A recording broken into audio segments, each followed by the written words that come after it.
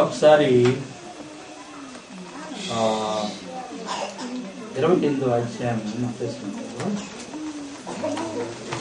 యేసయ్య తన శిష్యులైనటువంటి వారికి 12 మంది అపోస్తలులకు ఆయన ఏం చెప్పారంటే అది మనం జ్ఞాపకం చేసుకుందాం. ఆయన పరలోకానికి ఆరోహణమై వెళ్ళిపోయే ముందు తన శిష్యులైనటువంటి వారితో ఆయన చెప్తున్నటువంటి మాటలు ఇది. మీ అందరితో కూడా ఆయన చెప్తాడు. ఎందుకంటే మీరు మనమంతా ఎవరో చెప్పండి, క్రైస్తవులం కదా. దేవుని క్రీస్తుకు చెందిన వారిని క్రైస్తవులు అంటారు. ఆయన రక్తము చేత కడగబడిన వారిని, ఆయన తన కొరకు లోకముల నుండి ప్రత్యేకించుకున్న వారిని, తన స్వజనులుగా చేసుకున్నటువంటి వారిని మరి క్రైస్తవులు అంటారు. యేసు క్రీస్తు మనందరినీ తన శిష్యులని పిలుస్తున్నారు. ఎందుకంటే ఇప్పుడే మనం అక్కడికి వెళ్తాము. 28వ అధ్యాయం చూస్తాం. చూడండి, మత్తయి సువార్త 28వ అధ్యాయంలో 18. అయితే యేసు వారి యొద్దకు వచ్చి పరలోకమందును భూమి మీదను నాకు సర్వాధికారం ఇవ్వబడింది. మీరు శిష్యులుగా చేయాలి. మనం ఇప్పుడు ఎవరు చెప్పండి? మనం యేసయ్యకి ఏమవుతాం? శిష్యులం కదా. శిశువులం కావచ్చు, అలాగే శిష్యులం కూడా కావచ్చు. పసిబిడ్డలు లాంటి వాళ్ళం యేసయ్యకి. అలాగే ఆయన వెంబడించచ్చు, ఆయనలో ఎదుగుతూ ఉన్నటువంటి ఆయన శిష్యులం అన్నమాట, ఆయన అనుచరులం అన్నమాట.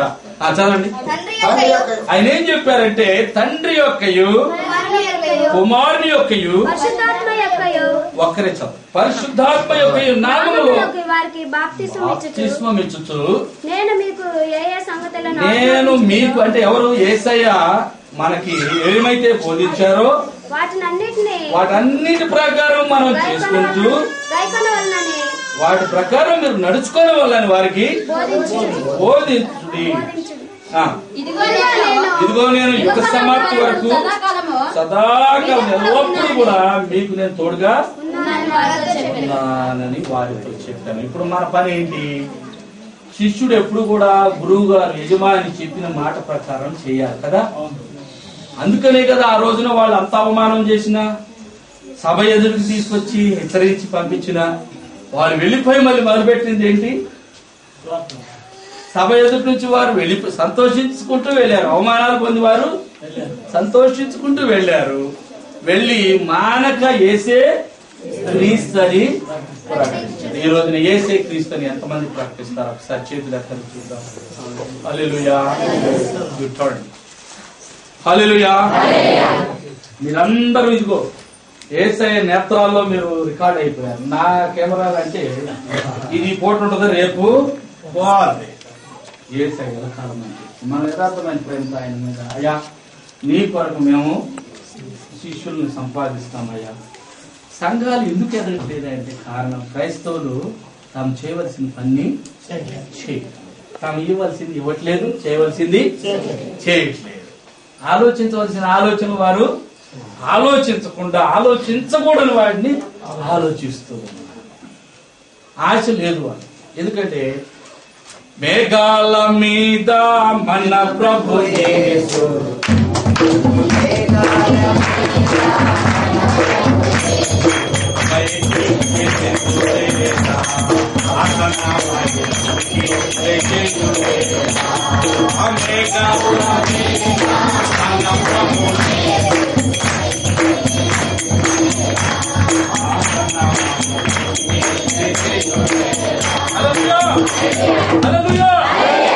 ఆయన ఆసన్నమైంది. ఆయన రాకడ, ఆయన రాబోయే టైం దగ్గరకు వచ్చింది.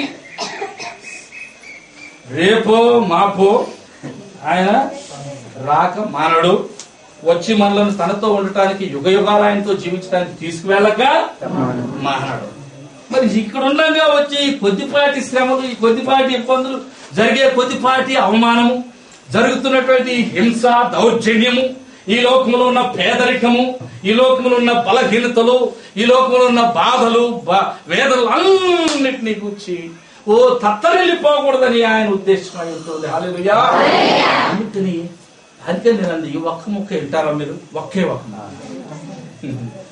యెషయా గ్రంథంలో 35 అధ్యాయము 3-4 వచనాలు మనం చదువుకొని ముగించేసాం. హల్లెలూయా. యెషయా గ్రంథం బైబిల్లో వాళ్ళందరూ తీయండి. యెషయా గ్రంథం 35 అధ్యాయము 3-4 వచనాలు. కొద్దిగా నిలబడి ఒక్కరు దయచేసి అమ్మ పోటీ పడితే ఆ పోటీ పెడితే ఒక రోజు సడలిన చేతులను బలపరచుడి, పోయిన చేతులను బలపరచుడి, తొట్టిల్ల మోకాలను దృఢపరచుడి, మోకాలని మీరు దృఢపరచండి. తత్తరిల్లు హృదయములతో ఎవరైతే తత్తరిల్లిపోతూ ఉన్న హృదయాలతో, కంపరమెత్తిపోతున్న భయముతో ఉన్నటువంటి ప్రజలు ఉన్నారో వారితో ఇలాగ చెప్పండి, భయపడక ధైర్యంగా ఉండండి, భయపడక ధైర్యముగా ఉండండి. ప్రతిదండన చేయుటకై మీ దేవుడు వచ్చుచున్నాడు, మీ దేవుడు వచ్చుతూ ఉన్నాడు. హల్లెలూయా. ఎవరైతే మీ మీద దాడి చేశారో, ఎవరైతే మిమ్మల్ని అవమానించారో, ఎవరైతే మీ మీద నింద మోపారో, ఎవరైతే మీకు సహాయం చేయలేదో, ఎవరైతే మిమ్మల్ని అక్రమంగా అనేక రీతులుగా వాడుకొని విడిచిపెట్టి సహాయం లేకుండా చేశారు, వారికి దండన చేయడానికి దేవుడు